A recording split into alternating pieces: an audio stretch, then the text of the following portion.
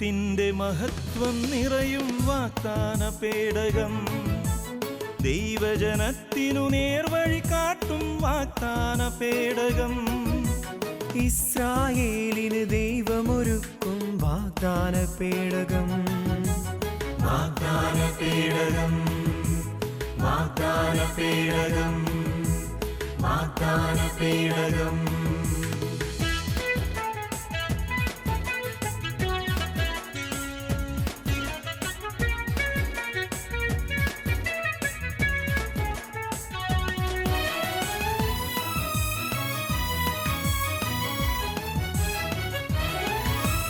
പഴയ നിയമത്തിലണയും അഭിഷേക വാഗ്ദാനത്തിൻ പേടകം, അഹറോന്റെ പൂത്തവടിയും മരുവിലെ ആകാശമന്നയും. പഴയ നിയമത്തിലണയും അഭിഷേക വാഗ്ദാനത്തിൻ പേടകം, അഹറോന്റെ പൂത്തവടിയും മരുവിലെ ആകാശമന്നയും.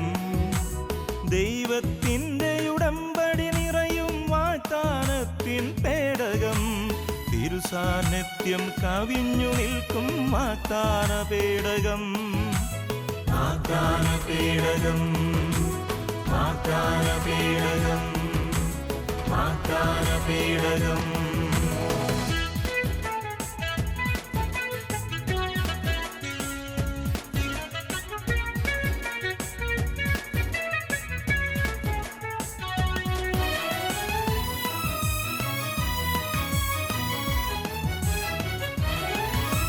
പുതിയ നിയമത്തിലെഴുതി ക്രിസ്തുവിൻ അനുപമ സുന്ദര വചനം, ആ തിരുവചനം ശ്രവിച്ചു നീങ്ങാനണയാമൊരു മനമായി.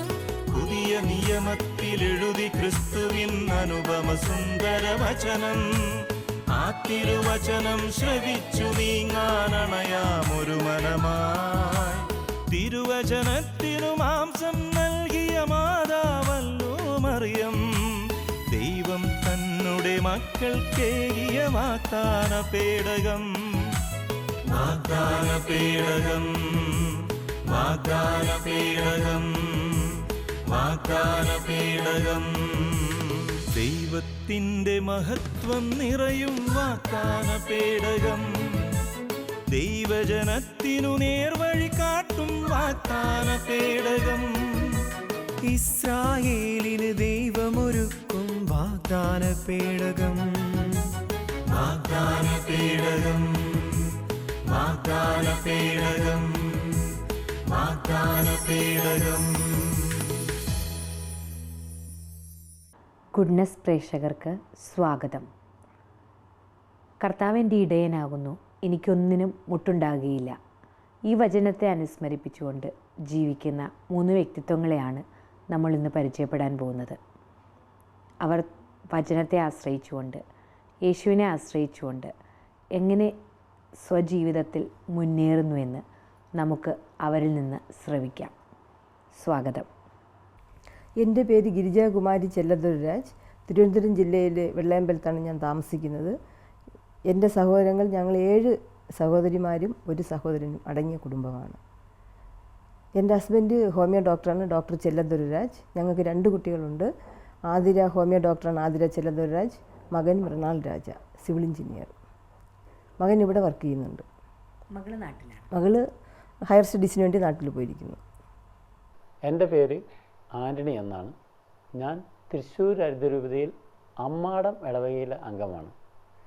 എൻ്റെ മാതാപിതാക്കൾക്ക് ഞങ്ങൾ 6 മക്കളാണ്, 4 ആണും 2 പെണ്ണും.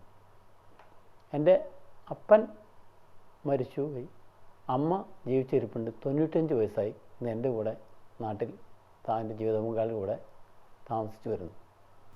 എൻ്റെ പേര് ജെയിംസ് അഗസ്റ്റിൻ വേലങ്കുന്നേൽ. ഞാൻ തലശ്ശേരി അതിരൂപതയിലുള്ള തോമാപുരം ഇടവകയിലെ അംഗമാണ്. നാട്ടിൽ ഞങ്ങൾ 5 മക്കളും ഞങ്ങളുടെ പേരൻസുമാണുള്ളത്. ഇവിടെ ഞാനും എൻ്റെ വൈഫും ഞങ്ങൾ 2 മക്കളുമാണുള്ളത്. മക്കൾ 2 പേരും ഇവിടെ പഠിക്കുന്നു. മൂത്ത പെൺകുട്ടി 12ാം ക്ലാസ്സിലും മോൻ 7ാം ക്ലാസ്സിലും പഠിക്കുന്നു. എങ്ങനെയാണ് ചേച്ചി ക്രിസ്താനുഭവത്തിലേക്ക് ആഴ്ന്ന് ഇറങ്ങിയതെന്നൊന്ന് പറയാമോ? ഞാൻ ഒരു ഹിന്ദു യാഥാസ്ഥിക കുടുംബത്തിലാണ് ജനിച്ചു വളർന്നത്. പക്ഷേ ഞാൻ പഠിച്ചതൊരു കോൺവെൻറ്റ് സ്കൂളിലായിരുന്നു. അപ്പോൾ എൻ്റെ ഒരു കൂട്ടുകാരി ഉണ്ടായിരുന്നു. ആ കൂട്ടുകാരി സ്കൂളിൽ തന്നെയാണ് ഒരു ചർച്ചുണ്ട്. ആ ഗ്രൂട്ടയുടെ മുമ്പ് ചെന്ന് എക്സാം എടുക്കുമ്പോൾ ചെന്ന് പ്രാർത്ഥിക്കും. ഞാനും കൂടെ പോയി മുട്ടുകുത്തും, ഒന്നിങ്ങനെ കാണിക്കും, അതുപോലെ കണ്ടു കാണിക്കും. അപ്പോൾ അന്ന് മുതലേ എനിക്ക് യേശുവിനോടൊരു പ്രത്യേക സ്നേഹം തോന്നിയിരുന്നു. പക്ഷെ അത് വളർത്തിക്കൊണ്ടുവരാനുള്ള ഒരു സാഹചര്യം എൻ്റെ വീട്ടിൽ കിട്ടിയില്ല. പിന്നീട് എത്രാമത്തെ വയസ്സിലായിരിക്കാം ഈശോയെ അറിഞ്ഞത്? 1995 വരെ എടുത്തു ഈശോയെ അറിയാൻ വേണ്ടി. അതെ, എനിക്കൊരു തലവേദന വന്നു. അപ്പോൾ അതിൽ നിന്നും എൻ്റെ അനുഭവത്തിലൂടെ ഞാൻ മനസ്സിലാക്കി ഈശോ തന്നെയാണ് എൻ്റെ ജീവിതത്തിൽ ഈ അസുഖം മാറ്റി തന്നതും അത് മുറുകെ പിടിച്ചാൽ തീർച്ചയായിട്ടും എനിക്ക് നല്ലതേ വരുള്ളൂ എന്നുള്ളൊരു ചിന്തയിൽ ഞാൻ വിശ്വാസം ലഭിച്ചു. അങ്ങനെ പിന്നെ പറഞ്ഞു വന്നാൽ ഹസ്ബൻഡ് ക്രിസ്ത്യാനിയാണ്, ഞാനൊരു ഹിന്ദു ആയതുകൊണ്ട് മാരേജും ഇത്തിരി പ്രശ്നമുള്ള മാരേജായിരുന്നു. ഒരു 5 വർഷം ആരും ഞങ്ങളോട് സഹകരിച്ചില്ല. പക്ഷേ ഇപ്പോൾ എല്ലാവരും സഹകരിക്കുന്നുണ്ട്, വേറെ ഒരു പ്രശ്നങ്ങളുമില്ല, ജീവിച്ചു പോകുന്നു. ഭർത്താവ് എങ്ങനെ ഒരു യഥാർത്ഥ കത്തോലിക്ക വിശ്വാസിയായിരുന്നു? കത്തോലിക്ക വിശ്വാസി എന്ന് ചോദിച്ചാൽ ക്രിസ്ത്യാനിയാണെങ്കിലും പള്ളിയിൽ പോകാറില്ല. കാരണം പുള്ളി ഈ ഇടതുപക്ഷ ചിന്താഗതിക്കാരനായിരുന്നു, ഞാനും ആ ഒരു രീതിയിലായിരുന്നു. അപ്പം ഞങ്ങൾ നിരീശ്വരവാദി എന്നുള്ളതിൽ അമ്പലത്തിലും പള്ളിയിലും പോകാറില്ല. മാരേജിന് ശേഷം ഞങ്ങൾ അങ്ങനെ പോകാറില്ല. പക്ഷേ കല്യാണം കഴിഞ്ഞു, 2 കുട്ടികളൊക്കെ ആയി കഴിഞ്ഞു, എനിക്കൊരു തലവേദന വന്നു. അതിനുശേഷം മാത്രമാണ് ജീസസിനെ കുറിച്ചുള്ള ഒരു ചിന്ത എൻ്റെ ഉള്ളിൽ വന്നതും.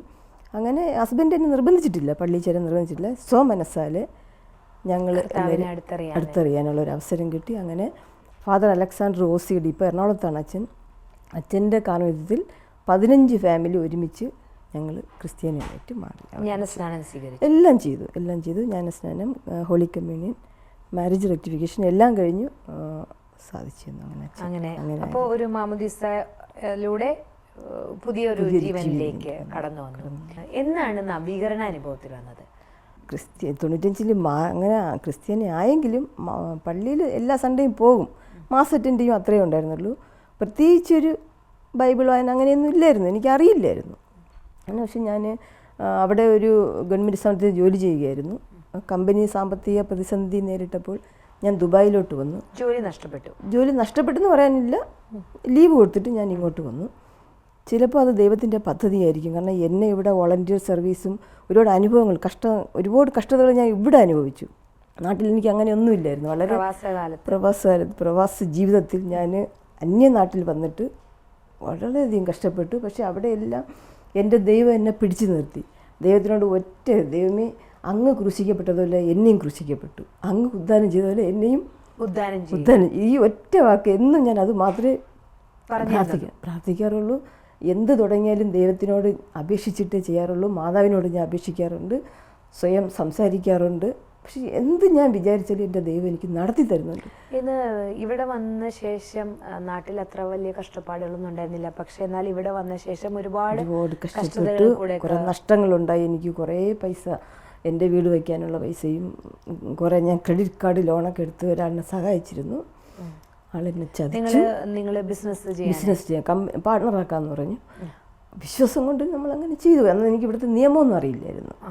ഞാൻ LLB പഠിച്ച ഒരാളാണ്, ബട്ട് ഇവിടുത്തെ നിയമം എൻ്റെ ഡിഫറൻ്റ് ആയിപ്പോയി, വന്ന സമയത്ത് പെട്ടുപോയതാണ്. അങ്ങനെ നഷ്ടങ്ങൾ വന്നെങ്കിലും ജീവിക്കണോ ആത്മഹത്യ ചെയ്യണോ എന്നുള്ളൊരു അവസ്ഥയിലുമായിരുന്നു. അന്നേരം അന്നൊക്കെ എന്താണ് താങ്ങി നിർത്തിയത്? ഇങ്ങനെ ഒരാൾ എന്നെ പറ്റിച്ചു, എൻ്റെ സാമ്പത്തികമെല്ലാം നഷ്ടപ്പെട്ടു, ഒന്നുമില്ലാത്തൊരവസ്ഥയിൽ നിൽക്കുമ്പോഴേക്കും എന്താണ്? സെൻറ്റ് മേരീസ് ചർച്ച് മാത്രമായിരുന്നു എൻ്റെ ആശ്രയം. Saint Mary's church Dubai. അതായത് വെള്ളം വാങ്ങിക്കാൻ പോലും എൻ്റെ പൈസ ഇല്ലായിരുന്നു. അത്രക്കും ഒന്നുമില്ലാത്തൊരവസ്ഥയായിരുന്നു. അപ്പോഴായിരിക്കാം കർത്താവിനെ ആ ഒരു മരുഭൂമി അനുഭവം ഈ മരുഭൂമിയിൽ വരുമ്പോഴേക്കും ഉണ്ടായപ്പോഴേക്കും ഞാൻ കുപ്പി കൊണ്ടുപോയി പള്ളിയിൽ നിന്ന് വെള്ളം എടുത്ത് കുടിക്കുമായിരുന്നു.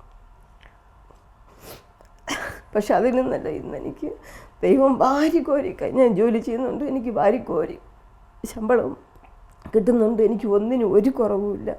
എന്താഗ്രഹിച്ചാലും ഞാൻ മനസ്സിൽ ഓർത്താൽ മതി, എനിക്ക് ദൈവം നടത്തിത്തരും. ഇന്ന് ഞാൻ പലപ്പോഴും ചേച്ചീനെ കണ്ടിട്ടുണ്ട് വോളണ്ടിയർ സർവീസായിട്ടും പള്ളിയിലെ എല്ലാ കരിസ്മാറ്റിക് പ്രോഗ്രാമിലും ഗിരിജ ചേച്ചി മുൻപിലുണ്ട്. അതുപോലെ തന്നെ വോളണ്ടിയർ ആയിട്ട്. ഈ വോളണ്ടിയർ ജോലി എന്ന് പറയുന്നത് അത്ര എളുപ്പമുള്ള ജോലിയൊന്നുമല്ല. കാരണം എന്ത് പരിപാടി നടക്കുമ്പോഴും നിങ്ങൾ നിൽക്കുക തന്നെയാണ് മുഴുവൻ സമയം. എങ്ങനെ നോക്കി കാണുന്നു? എനിക്കറിയില്ല എവിടെ നിന്നാണ് ശക്തി കിട്ടുമെന്ന് എനിക്കറിയില്ല. ക്രിസ്മസ് സെലിബ്രേഷൻസ് ഒക്കെ വരുമ്പം ഈവനിങ് 4 മണി, വൈകിട്ട് 4 മണി മുതൽ പിറ്റേ ദിവസം വെളുപ്പിന് 2-3 മണി വരെ, മലയാള മാസം കഴിഞ്ഞിട്ടാണ് ഞാൻ പോകുന്നത്. വെള്ളം പോലും ചിലപ്പം കുടിക്കാറില്ല. പക്ഷേ ഭയങ്കര ശക്തിയാണ്, എനിക്ക് എനർജി കിട്ടും. കാല് വേദനയില്ല. എല്ലാവരും ചോദിക്കും ഗിരിജ എങ്ങനെ ഇത് നിൽക്കുന്നു, ഇത്രയും സമയം നിൽക്കുകയല്ലേ. വൈകുന്നേരം 4 തുടങ്ങി പിറ്റേന്ന് വെളുപ്പിന് വരെ, അത് കഴിഞ്ഞിട്ട് 2-3 മണി കഴിഞ്ഞിട്ടേ പോകാറുള്ളൂ. പിന്നെ വോളണ്ടിയേഴ്സ് മീറ്റിംഗ് ആണ്. ഇതെല്ലാം കഴിഞ്ഞാലും ഒരു ക്ഷീണവും എനിക്ക് വരാറില്ല. ഞാൻ ഡ്യൂട്ടിക്ക് പോകാറുണ്ട്. എല്ലാവർക്കും അറിയാം ഞാൻ ഓഫീസ് കഴിഞ്ഞാൽ നേരെ പിന്നെ വീട്ടിൽ വന്നൊരു ചായ കുടിക്കുക, ചർച്ചിൽ പോവുക ഉടനെ തന്നെ. അതിന് സമയം എന്തോ ഒരു ക്രേസ് പോലെയാണ് എനിക്ക്. പലരും ചോദിക്കാറുണ്ട് നിങ്ങൾക്ക് വട്ടുണ്ടോ, ഏത് സമയവും പള്ളി. ഇതൊരു വട്ട് തന്നെ എന്ന് പറയാം. അങ്ങനെ ആ ഒരു അവസ്ഥയിലായിരുന്നു. വോളണ്ടിയർ സർവീസ് ചെയ്തില്ലെങ്കിലും എനിക്ക് ഭയങ്കര മാനസിക വിഷമമാണ്. ഞാൻ ലീവ് എടുത്ത് നാട്ടിൽ അങ്ങനെ കൂടുതൽ ദിവസം നിൽക്കാറില്ല.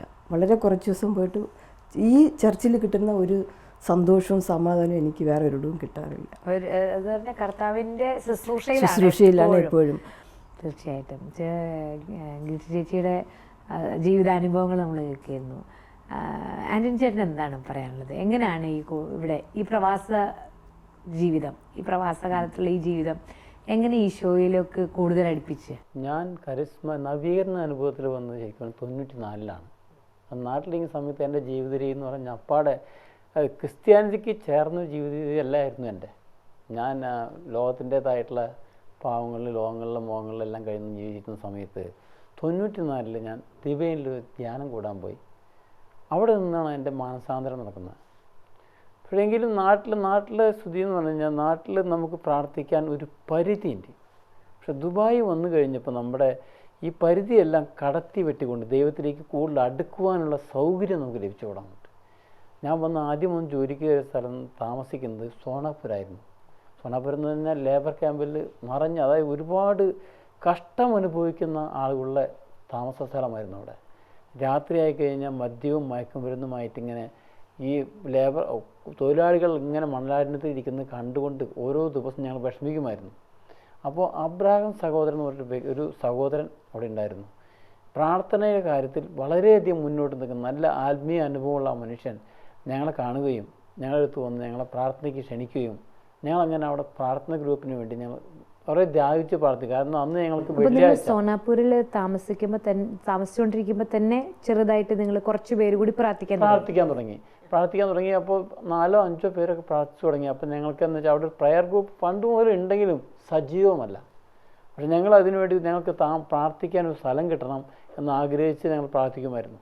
അപ്പോൾ ടാർസൻ എന്ന് പറഞ്ഞൊരു വ്യക്തി ഉണ്ടായിരുന്നു. അങ്ങൊരു ഈ ജപമാല ഭക്തൻ എന്ന് പറഞ്ഞാൽ മാതാവിൻ്റെ പ്രാർത്ഥനയിൽ എപ്പോഴും സജീവമായിരിക്കുന്ന വ്യക്തിയാണ്. അങ്ങോരെ വീട്ടിലും ഞങ്ങൾ പോയിട്ട് റൂമിൽ പോയിട്ട് ഒറ്റയ്ക്ക് താമസിക്കുകയാണ്. ഞങ്ങൾ ജപമാല കൂടാറുണ്ട്.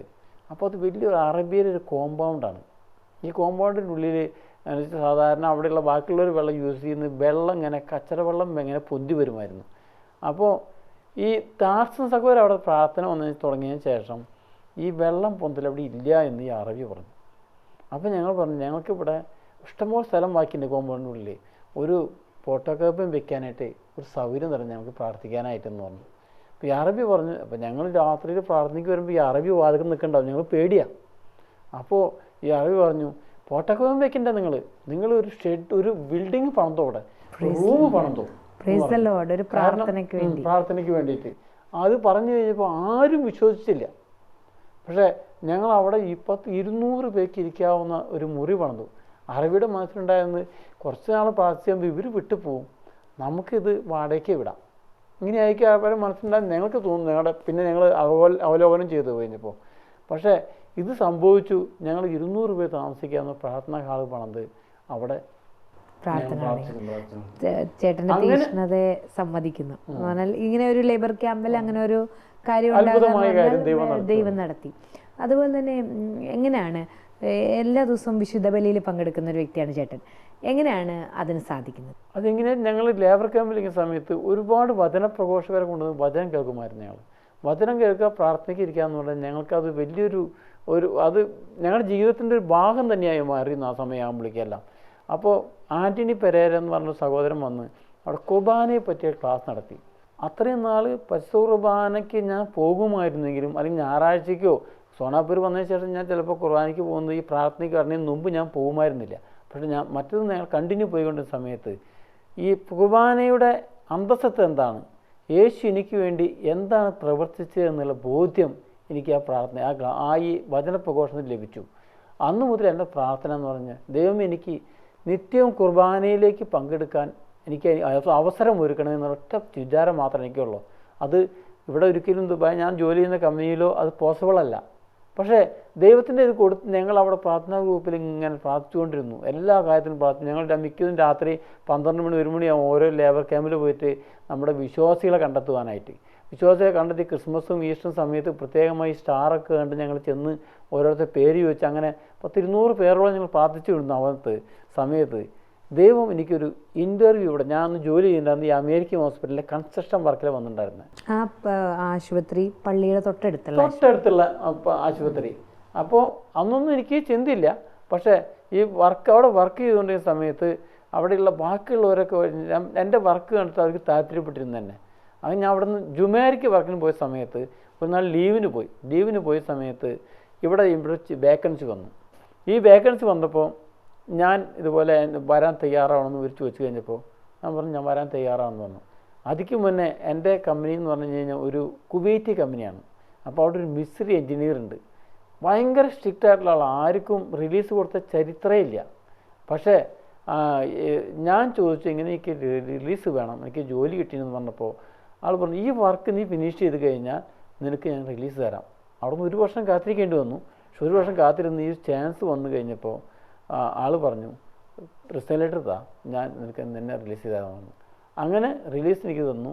ഞാൻ അമേരിക്ക ജോലിക്ക് കയറി വന്ന് ഇന്ന് പള്ളിയുടെ തൊട്ട് തന്നെ താമസവും ജോലിയും. 15 മിനിറ്റ് പള്ളിയിൽ നിന്നാണ് പള്ളിയിലേക്ക് പോകാൻ, 5 മിനിറ്റ് കമ്പനിക്ക് കയറാൻ, ഇത്ര സമയം. കുർബാന കാണാൻ സാധിക്കും. ദിവസം ബസ് കുർബാനയ്ക്ക് ദൈവം വഴി ഒരുക്കി. നമ്മുടെ ആഗ്രഹങ്ങളാണ് നമ്മളെ വഴി നടത്തുന്നതെന്ന് എനിക്ക് തോന്നുന്നു. തീർച്ചയായിട്ടും നമ്മൾ എന്ത് ആഗ്രഹിച്ച് പ്രാർത്ഥിക്കുന്നു അവിടെ ദൈവം ഇടപെടുന്നത് എനിക്ക് അനുഭവപ്പെടാൻ കഴിഞ്ഞു. പിന്നെ അതുപോലെ തന്നെ ചേട്ടൻ്റെ കുടുംബാംഗങ്ങള്, മക്കള്. എൻ്റെ ജീവിത പങ്കാളി ജെയ്സിയാണ്. അവളെ ചക്കാലയ്ക്കുന്ന വീട്ടും പേര്. പക്ഷേ ഞങ്ങൾക്ക് ആദ്യം ഒരു മകളുണ്ടായി. അന്ന് ഞാൻ മദ്രാസിലായിരുന്നു. ആ മകളുണ്ടായി. രണ്ടാമത് ഞങ്ങൾക്കൊരു കുഞ്ഞു കൂടെ ഗർഭം ധരിച്ച സമയത്ത് അത് 7-ാം മാസം സ്കാൻ ചെയ്ത് കഴിഞ്ഞപ്പോൾ കുട്ടി പെൺകുട്ടിയാണെന്നുള്ളത് പറഞ്ഞു. എൻ്റെ ജീവിത പങ്കാളിക്ക് ഒരിക്കലും അംഗീകരിക്കാൻ പറ്റുന്നില്ല. ആൾ പറഞ്ഞു എനിക്ക് പെൺകുട്ടി വേണ്ട, എനിക്കൊരു ആൺകുട്ടി മതി ദൈവമേ. ആൺകുട്ടിക്ക് വേണ്ടി എത്ര വേദന ഞാൻ സഹിക്കാനും തയ്യാറാണ്, അതിനുവേണ്ടി ഞാൻ എന്തും ചെയ്യാൻ തയ്യാറാണെന്ന് പറഞ്ഞാൽ ജപമാലയിൽ മുറുക്കി പിടിച്ച എൻ്റെ ജീവിത പങ്കാളി പ്രാർത്ഥനയോട് പ്രാർത്ഥനയും കരച്ചിലായിരുന്നു. പ്രസവിച്ച് കഴിഞ്ഞപ്പോൾ വെറും 1.5 മാസം കഴിഞ്ഞ് 9-9.25 മാസമായി പ്രസവിച്ച് കഴിഞ്ഞപ്പോൾ ആൺകുട്ടിയായി മാറിയിരുന്നു. ആളുകൾ പലതും പറഞ്ഞു നീ പോയി കേസ് കൊടുക്ക്, സ്കാൻ ചെയ്തിട്ട് നിനക്ക് പെൺകുട്ടിയാന്ന് പറഞ്ഞതല്ല, നഷ്ടീട് വാങ്ങിക്കാം. ഞാൻ പറഞ്ഞു എൻ്റെ ദൈവം എനിക്ക് ആൺകുട്ടിക്ക് തരാൻ ഞാൻ പ്രാർത്ഥിച്ചപ്പോൾ എനിക്ക് തിരിച്ചു തന്നത് ഞാൻ എനിക്ക് അതിനപ്പോൾ തിരിച്ചു പോകേണ്ട ആവശ്യമില്ല. പക്ഷേ ഇന്ന് ഞാൻ നിൽക്കുന്നത് ആ തന്ന ആൺകുട്ടിയെ 18 വർഷക്കാലം എനിക്ക് വളർത്തിയെടുക്കാൻ പറ്റി. പക്ഷേ ഒരു സുപ്രഭാതത്തിൽ ഒരു ടൂർ പോയപ്പോൾ, അതായത് നമ്മുടെ പള്ളിയിൽ നിന്നൊരു ടൂർ പോയ സമയത്ത് അവൻ കാല് വഴുതി വെള്ളത്തിൽ വീഴുവാനും മരിക്കാനിടയായി. എന്നാൽ ഈ പ്രാർത്ഥന അനുഭവത്തിൽ നിൽക്കുന്ന ഒന്നുകൊണ്ട് മാത്രം ഞങ്ങൾ പതറാതെ എൻ്റെ കർത്താവ് തന്നു, കർത്താവ് എടുത്തു എന്ന് പറയുവാൻ തക്കവണ്ണം ഞങ്ങളെ ദൈവം അനുവദിച്ചു. കാരണം അതിന് ഈ കൂടെ പോയ കുട്ടികളോടൊക്കെ പല ആൾക്കാരും പറഞ്ഞു അവന്മാർ ശ്രദ്ധിക്കാണ്ടാണ്, അങ്ങനെയാണ് ഇങ്ങനെയാണ്. ഞങ്ങളാവുന്നില്ല. ഞങ്ങളുടെ വികാരത്തിനോട് പറഞ്ഞു അച്ഛാ ഞങ്ങൾക്ക് മറ്റുള്ള കുട്ടികൾ ഞങ്ങളെ ഫേസ് ചെയ്യാൻ ബുദ്ധിമുട്ടായിരിക്കുമായിരുന്നു. മറ്റുള്ള കാണണം, അവരെ വിളിച്ചു. ഒരു ദിവസം അച്ഛൻ 25 കുട്ടികളെ വിളിച്ചു കൊണ്ടുവന്നു. ഞങ്ങളുടെ വീട്ടിലവർക്ക് ഞങ്ങളവർക്ക് ചായ കൊടുത്തു. അവരോട് പറഞ്ഞു ഞങ്ങളുടെ മോൻ പോയി നിങ്ങളുടെ കുറ്റമല്ല, അത് ദൈവത്തിൻ്റെ ഹിതമായിരുന്നു. ഇന്ന് ഏത് പ്രാർത്ഥന ഗ്രൂപ്പിൽ ഏത് ബ്രദർ ചോദിച്ചാൽ പറയും സ്വർഗത്തിൽ നിന്ന് നിങ്ങൾക്ക് ഇന്ന് പ്രാർത്ഥിക്കാൻ ഒരു വിശുദ്ധനെ ദൈവം നിങ്ങൾക്ക് തന്നിരിക്കുന്നു. അപ്പോൾ എൻ്റെ ജീവിത പങ്കാളി പറയും ഒരു പക്ഷേ അവൻ ഈ ഭൂമിയിൽ ജീവിച്ചിരുന്ന് ലോകത്തിൻ്റെ തിന്മകളിലേക്ക് വീഴാൻ ദൈവം ആഗ്രഹിക്കുന്നില്ല. അവൻ്റെ നന്മയുള്ള സമയത്ത് തന്നെ അവൻ ദൈവത്തെ ഈശോയുടെ കൂടെയായി. ദൈവം തന്നു, ദൈവം എടുത്തു, ഞാൻ പഠിച്ച വലിയ പഠിപ്പുള്ള ആളൊന്നുമല്ല. പക്ഷേ എൻ്റെ മകൾ ഇന്ന് M.Tech പഠിച്ച് ഇന്ന് വിവാഹത്തിന് വേണ്ടി ഒരുങ്ങിക്കൊണ്ടിരിക്കുന്ന സമയമാണ്. ബിടെക് പഠിച്ചു, എല്ലാം നല്ല മാർക്കോടുകൂടി. ഞങ്ങളുടെ കഴിവോ ഇതൊന്നുമല്ല, എല്ലാം സ്വന്തമായി പഠിച്ച് സ്വന്തമായി ദൈവത്തിന് ജ്ഞാനം സ്വീകരിച്ചുകൊണ്ട് അവൾ പഠിച്ചു വലുതായി. ദൈവം എൻ്റെ അനുഗ്രഹിക്കട്ടെ. മകളുടെ പേര് ആൻസി ആൻ്റണി എന്നാണ്. ദൈവനാമം അനുഗ്രഹിക്കട്ടെ. ദൈവനാമം അനുഗ്രഹിക്കട്ടെ. ജെയിംസ്, എങ്ങനെയാണ് നവീകരണ അനുഭവത്തിൽ വന്നത്? ഞാൻ നാട്ടിലെ ചെറുപ്പം മുതലേ ക്രിസ്തീയ കുടുംബത്തിൽ വളരെ ചിട്ടയായിട്ട് വളർന്നു വന്നതാണ്. ശേഷം എൻ്റെ പഠനത്തിലൊക്കെ ഞാൻ ബാംഗ്ലൂർ പോയി പഠിക്കുകയും അവിടെ ജോലി ചെയ്യുകയും ചേരുന്നു. ഞാനിങ്ങനെ കേട്ടിട്ടുണ്ട്, ജെയിംസ് പല വിധത്തിൽ മനുഷ്യരിലേക്ക് ഇറങ്ങി ചെല്ലാനായിട്ട് അല്ലെങ്കിൽ സുവിശേഷം പ്രഘോഷിക്കാനായിട്ട് ശ്രമിക്കുന്നൊരു വ്യക്തിയാണെന്ന്, അതും വൈവിധ്യമാർന്ന രീതികളാണെന്ന്. എങ്ങനെയാണ് അത് ചെയ്യുന്നത്? ഞാൻ പറയട്ടെ, എൻ്റെ ഈ മണലാരണ്യത്തിൽ വന്നത് ഈശോയുടെ വലിയൊരു പ്രവർത്തനമാണെന്ന് എനിക്ക് നല്ല ബോധ്യമുണ്ടായിരുന്നു. എന്നെ ഒത്തിരി ചിന്തിപ്പിച്ച വചനം മാർക്കോസ് 16:15, നിങ്ങൾ ലോകമെങ്ങും പോയി എല്ലാ സൃഷ്ടികളോടും സുവിശേഷം പ്രസംഗിക്കുവിൻ. ആ വചനം എൻ്റെ അത് ദൈവഹിതമാണ്, എന്നെ പ്രതിയുള്ള നമ്മെ പറ്റിയുള്ള ദൈവത്തിൻ്റെ ഹിതം. അപ്പം ഞാൻ ചിന്തിച്ചു, ഞാൻ എങ്ങനെയൊക്കെ ഇത് പ്രാവർത്തികമാക്കാം എന്ന് ഞാൻ ചിന്തിച്ചിരുന്നു. ഞാനൊരു എക്സാമ്പിൾ പറയുകയാണെങ്കിൽ, ഞാൻ ഇപ്പം ജോലി ചെയ്യുന്ന സ്ഥാപനത്തിൽ 2500-ലധികം എംപ്ലോയീസ് ഉണ്ട്. മൾട്ടി കൾച്ചറൽ ആയിട്ടുള്ള എംപ്ലോയീസാണ് എല്ലാവരും. അപ്പോൾ ഞാൻ ചെയ്യുന്നത് എന്താണെന്ന് വെച്ച് കഴിഞ്ഞാൽ, എൻ്റെ ഒരു ഇമെയിലിൻ്റെ ലിസ്റ്റുണ്ട് എല്ലാവരുടെയും. അപ്പം എനിക്കിപ്പം ഡെയിലി ഞാൻ ഒരു അന്നത്തെ വിശുദ്ധൻ്റെ ഡീറ്റെയിൽസ് അയച്ചു കൊടുക്കും എല്ലാവർക്കും. ചിലപ്പോൾ ഞാൻ മിക്കവാറും എല്ലാവർക്കും അയച്ചു കൊടുക്കും. വിശുദ്ധൻ്റെ ജീവചരിത്രം ലഘുലേഖയായിട്ട് അയച്ചു കൊടുക്കും. അപ്പോൾ ചില സമയങ്ങളിലൊക്കെ എനിക്ക് വളരെ നെഗറ്റീവായിട്ടുള്ള ഫീഡ്ബാക്ക് വരാറുണ്ട്. അപ്പം ഞാൻ അവർക്ക് വേണ്ടി പ്രാർത്ഥിക്കും. എന്തിനാണ് ഞങ്ങൾക്ക് ഇങ്ങനെ അയച്ചു തരുന്നത്? ചിലർ ത്രെട്ടൺ ചെയ്യാറുണ്ട്. കാരണം പലതരം, ഞാൻ പറഞ്ഞല്ലോ, നിരീശ്വരവാദികളുമുണ്ട്. അപ്പോൾ ഞാൻ ഈ അഡ്രസ് ബുക്കിൽ നിന്ന് അവരുടെ അയക്കുന്നത് മാറ്റിയിട്ട് ഞാൻ അവർക്ക് വേണ്ടി പ്രത്യേകം പ്രാർത്ഥിക്കും. ഈശോയെ, അങ്ങ് തന്നെ അവർക്ക് അങ്ങേ വെളിപ്പെടുത്തി കൊടുക്കണമേ. അതാണ് എൻ്റെ പ്രാർത്ഥന ഇത് അയക്കുമ്പോൾ. പിന്നെ ഞാൻ ചെയ്യുന്നത് എന്താണെന്ന് ചോദിച്ചു കഴിഞ്ഞാൽ, ഡെയിലി ബർത്ത്ഡേ ലിസ്റ്റ് എടുക്കും. അവരുടെ ബർത്ത്ഡേ ആ പുണ്യാളിൻ്റെ ആണെങ്കിൽ ഞാൻ അവർക്ക് അയച്ചു കൊടുക്കും ഗിഫ്റ്റായിട്ട്. അപ്പോൾ ചിലർ എനിക്ക് മറുപടി അയക്കും. മിക്കവാറും എനിക്ക് ഈ പ്രവൃത്തിയിൽ എനിക്ക് ഒത്തിരി അവർ നന്ദി പറഞ്ഞുള്ള മറുപടിയാണ് എനിക്ക് കിട്ടാറുള്ളത്. ചിലർ പറയും, പേരുള്ളവരും ഉണ്ട്, അവർക്ക് ആ പേരിൻ്റെ വിശുദ്ധനെ പറ്റി യാതൊരു അറിവില്ലാത്ത രീതിയിൽ എനിക്ക് ഫീഡ്ബാക്ക് കിട്ടാറുണ്ട്. അപ്പോൾ അതൊരു രീതി ഞാൻ ചെയ്യും. ചിലപ്പോൾ അനേകർക്ക് അതൊരു കണ്ണു തുറവലായിരിക്കും, കണ്ണു തുറക്കും. കാര്യം എനിക്കൊന്നും അറിയില്ല, അജ്ഞാതമായിട്ടുള്ളൊരു കാര്യത്തിനെ പറ്റിയാണ് പറഞ്ഞു കൊടുക്കുന്നത്, അവരുടെ പേരിലുള്ള ഒരു വിശുദ്ധനെ പറ്റി. അവർക്ക് തന്നെ ഒരു വലിയ ഒരു പ്രത്യേക രീതിയിലുള്ളൊരു സുവിശേഷവൽക്കരണമാണ് അതെന്ന് എനിക്ക് തോന്നുന്നു. അധികം ആരും ചെയ്യാത്ത, അത് തന്നെ, ഇരുന്നുകൊണ്ടും നമുക്ക് സുവിശേഷവൽക്കരണം ചെയ്യാം. അധികം ആരും ചെയ്യാത്തൊരു കാര്യവും. എങ്ങനെയാണ് കുടുംബത്തിൽ, എങ്ങനെയാണ് ഈശോയോടുള്ള ഭക്തി, മക്കളും ഒക്കെ ഭാര്യയും എല്ലാവരും കൂടി എങ്ങനെയാണ് നിങ്ങളുടെ പ്രാർത്ഥനാ ശൈലികളും രീതികളും? ഞാൻ പറഞ്ഞല്ലോ, ഞാൻ ക്രിസ്തീയ കുടുംബം വളരെ ആഴമാർന്നിട്ടുള്ളൊരു കുടുംബത്തിൽ നിന്നാണ് വരിക. ഗ്രാൻഡ് പേരൻസും ഉള്ള കുടുംബത്തിലായിരുന്നു. അപ്പോൾ എനിക്ക് ആ കിട്ടിയ പ്രചോദനവും ആ ട്രെയിനിങ്ങും ഞാൻ പിന്നീട് ബാംഗ്ലൂർ പോയി ഞാൻ പഠിക്കാനും പിന്നീട് ജോലി ചെയ്യാനും ഒക്കെ പോയ അവസരത്തിൽ അവിടെ എൻ്റെ അമ്മാവനുണ്ടായിരുന്നു. അവിടെ ഞാൻ കുറച്ച് നാൾ താമസിച്ചിരുന്നു. അവരിൽ നിന്നും എനിക്ക് ഈ സെയിം സപ്പോർട്ടും പ്രചോദനം കിട്ടിയിരുന്നു. പിന്നീട് ഞാൻ ഒറ്റയ്ക്ക് എൻ്റെ കൂട്ടുകാരോടൊത്ത് താമസിച്ചിരുന്നു. അവരും പല രീതിയിലുള്ള മനുഷ്യർ. എന്നെ ചിലപ്പോൾ മദ്യം കഴിക്കാനും പല കാര്യങ്ങളുമായിട്ട് സിനിമ കാണാനും ഒക്കെ ആയിട്ട് എന്നെ വിളിക്കുമായിരുന്നു. പക്ഷേ എനിക്ക് കിട്ടിയ ആ ഉറപ്പ്, ഈശോ എനിക്ക് തന്ന ചെറുപ്പത്തിൽ തന്നെ ആ പ്രചോദന ഉറപ്പും, ഞാൻ ചെറുപ്പത്തിലെ ആൾത്താരപാലം നോക്കിയായിരുന്നു. അപ്പോൾ എനിക്ക് അങ്ങനെ കിട്ടുന്ന ആ ബോധ്യങ്ങൾ എൻ്റെ മനസ്സിൽ തെളിഞ്ഞു വരും. ഞാൻ പറയും, സഹോദരൻ ഞാൻ വരുന്നില്ല, നിങ്ങൾ പോയിക്കൊള്ളൂ. പക്ഷേ ഞാൻ പള്ളിയിൽ പോകുമ്പോഴേക്കും അവരെ ക്ഷണിക്കും. ചിലപ്പോൾ അവർ വരും, മിക്കവാറും പേര് വരും. അപ്പോൾ എനിക്ക് ഈശോ അങ്ങനെയൊരു ബ്ലെസ്സിങ് തന്നു. ഈശോയുടെ കൃപയാണ് ഞാൻ കരുതുന്നു. എന്നെ ആ അന്തരീക്ഷങ്ങളിലെല്ലാം വളർത്തി. അതിന് വീഴാതെ നിർത്തുന്ന ഒരു കൃപ ഈശോ താങ്ങി നിർത്തി. ഇതുപോലെ ഉള്ള അന്തരീക്ഷത്തിൽ നിന്നാണ് എൻ്റെ ജീവിത പങ്കാളിയും എനിക്ക് ഈശോ തന്നത്. ശരിക്കും അതൊരു ഗിഫ്റ്റാണ് ഞാൻ വിചാരിക്കുന്നു. പിന്നീട് ഞാൻ ദുബായിൽ വന്നു. ആദ്യം ഞാൻ ജീസസ് യൂത്ത് പള്ളി കണ്ടുപിടിച്ചു. ജീസസ് യൂത്തിൽ വളരെ കാലം വർക്ക് ചെയ്തു. അതിനുശേഷം കരിസ്മാറ്റിക് പ്രെയർ മൂവ്മെൻറ്റിലേക്ക് വന്നു. അപ്പം അതിലേക്ക് വരുന്ന സമയത്തും എന്നെ ഈ കരാമ കൂട്ടായ്മയിൽ, ഞാൻ കരാമയിലാണ് താമസിക്കുക ദുബായിലുള്ള. അപ്പോൾ എൻ്റെ കൂടെ പ്രാർത്ഥിക്കുന്ന അവരെന്നെ ക്ഷണിക്കുമായിരുന്നു, വരണം, നമുക്ക് ഒന്നിച്ചിരുന്ന് പ്രാർത്ഥിക്കാം. അപ്പോൾ അതും എനിക്ക് പ്രചോദനമേകി. ഞാൻ യൂത്തിൽ പോകുമെങ്കിൽ ഞാൻ കൂട്ടായ്മയിൽ വന്നു തുടങ്ങി. ഇത് ശരിക്കും പറഞ്ഞാൽ ഈശോ എന്നെ നയിക്കുന്നു ഞാൻ വിചാരിക്കുന്നു. നീ കർത്താവിനോട് ചേർന്ന് നിൽക്കുമ്പോൾ അവൻ നിന്നോട് ചേർന്ന് നിൽക്കും എന്നുള്ള വചനം ഞാൻ എപ്പോഴും അതെൻ്റെ ജീവിതത്തിൽ ശരിക്കും പ്രാവർത്തികമാണ്. ഞാൻ ഏതൊരു ഡിസിഷൻ എടുക്കുമ്പോൾ ഞാൻ വണ്ടി പാർക്ക് ചെയ്യുമ്പോൾ പോലും ഞാൻ ഈശോയോട് ചോദിക്കും, എനിക്ക് പാർക്കിംഗ് വേണം. ചെറിയ കുഞ്ഞു കാര്യം പോലും ഈശോയോട് കൺസൾട്ട് ഞാൻ ചോദിക്കും. അപ്പോൾ ഈ കാര്യവും ഞാൻ ഈശോയുടെ ആഗ്രഹമാണ് ഞാൻ ഉറച്ചു വിശ്വസിക്കുന്നു. ഞാൻ ഈ കൂട്ടായ്മയിൽ വന്നപ്പോൾ ഞാൻ വളരെയധികം ഞാൻ വളർന്നു എന്ന് പറഞ്ഞാൽ ആധ്യാത്മികമായിട്ട് വലിയ പോസ്റ്റ് കിട്ടിയിട്ടോ പ്രഘോഷകനായിട്ടോ ഒന്നും ആയിരിക്കില്ല. പക്ഷേ എനിക്ക് സ്തുതിക്കാനും, ഞാൻ നാട്ടിൽ പോകുമ്പോൾ ധ്യാനം കൂടും, മിക്കവാറും പോകുമ്പോൾ ധ്യാനം കൂടിയിട്ട് വരും. അപ്പോൾ ആ അരൂപിയെ നിലനിർത്തുവാനായിട്ട് എനിക്കും എൻ്റെ കുടുംബത്തിന് ഞങ്ങൾ ഒരുമിച്ച് പോകും പ്രാർത്ഥനയ്ക്ക്. അപ്പോൾ നിലനിർത്താനും സ്തുതിക്കാനും പ്രാർത്ഥിക്കാനും വചനം കേൾക്കാനും ഉള്ള വലിയൊരു അനുഭവ സ്ഥലമാണ്, ഒരു അനുഭവവേദിയാണ്, വളരുന്നൊരു വേദിയാണ് ഞങ്ങളുടെ പ്രാർത്ഥനാ കൂട്ടായ്മ എന്ന് പറയുന്നത്. അത് ഞാനും ഒരിക്കലും തന്നെ മുടക്കാറില്ല. എത്ര വയ്യെങ്കിലും ഞാൻ പോകാൻ ശ്രമിക്കും. മക്കളും വരും കൂടെ. മക്കൾ 2 കുഞ്ഞുങ്ങളുണ്ട്. 2 പിള്ളേർ. മൂത്തയാൾ 12ാം ക്ലാസ്സിൽ പഠിക്കുന്നു, പെൺകുട്ടി. രണ്ടാമത്തെ മോന് 7ാം ക്ലാസ്സിൽ പഠിക്കുന്നു, ഇവിടെ തന്നെ പഠിക്കുന്നു. അപ്പോൾ വീണ്ടും ഈ മിനിസ്ട്രിയിൽ നിന്നുകൊണ്ട് തന്നെ ഫാമിലി മിനിസ്ട്രി, ഇൻ്റർസെഷൻ, അങ്ങനെ LSS, ഇങ്ങനെ പല മിനിസ്ട്രികളിലും എനിക്ക് ഈശോയെ കൊടുക്കുവാനും ഉള്ള അവസരങ്ങൾ കിട്ടുന്നുണ്ട്. ആധ്യാത്മികമായിട്ട് എനിക്ക് തോന്നുന്നു ജെയിംസും കുടുംബവും ഈ കൂട്ടായ്മയിൽ നിന്നുകൊണ്ട് വളരുന്നുണ്ട്, കറാമ കൂട്ടായ്മയിൽ നിന്നുകൊണ്ട്, അല്ലേ? അപ്പോൾ കുഞ്ഞുങ്ങളെപ്പറ്റി എങ്ങനെയാണ്? അവർ ദൈവാനുഭവത്തിൽ വളരുന്നുണ്ട്, ഈശോയുടെ കൂടെയാണ് എന്നെല്ലാം ഉറപ്പുവരുത്തുന്നുണ്ടോ? തീർച്ചയായും.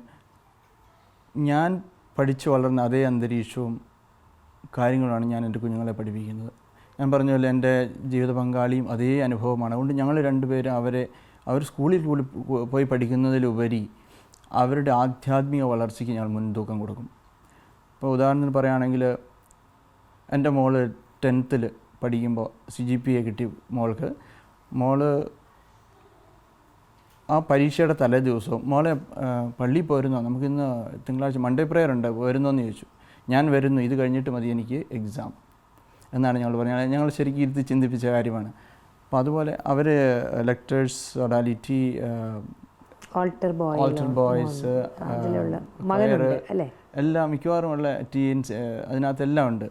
അതിൽ വേദപാഠം മുടങ്ങാതെ പോകും, വചനം പഠിക്കും. ഞങ്ങളുടെ കൂട്ടായ്മകളിലൊക്കെ വചന പഠിച്ച് ഞങ്ങളെ കൊണ്ട് ക്വിസ് നടത്തിക്കും. ക്വിസിനൊരു കോമ്പറ്റീഷൻ, നമ്മൾ പഠിക്കുക എന്നുള്ള, ഈശോയെ അറിയുക എന്നുള്ള ഇതിൽ മോൾക്ക് മിക്കവാറും ഫസ്റ്റ് പ്രൈസ് കിട്ടും, ഇല്ലെങ്കിൽ സെക്കൻഡ് പ്രൈസ് മിക്കവാറും കിട്ടും. അതൊക്കെയാണ് എൻ്റെ സമ്പാദ്യം. തീർച്ചയായിട്ടും ദൈവത്തെ മക്കൾക്ക് കൊടുക്കുക എന്ന് പറയുന്നത് തന്നെയാണ് ഏറ്റവും വലിയ കാര്യം. അത് കഴിഞ്ഞിട്ടാണ് പിന്നെ ബാക്കിയുള്ള എല്ലാ കാര്യങ്ങളും വരുന്നത്. ഇവരുടെ ജീവിതാനുഭവങ്ങളുമായി നമുക്ക് വീണ്ടും അടുത്ത ആഴ്ച ഇതേ സമയം കാണാം. നമസ്കാരം.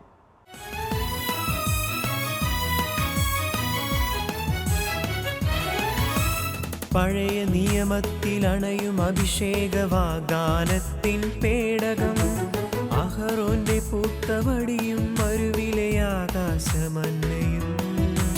പഴയ നിയമത്തിലണയും അഭിഷേക വാഗ്ദാനത്തിൻ പേടകം, അഹറോന്റെ പൂത്തവടിയും മരുവിലെ ആകാശമന്നയും.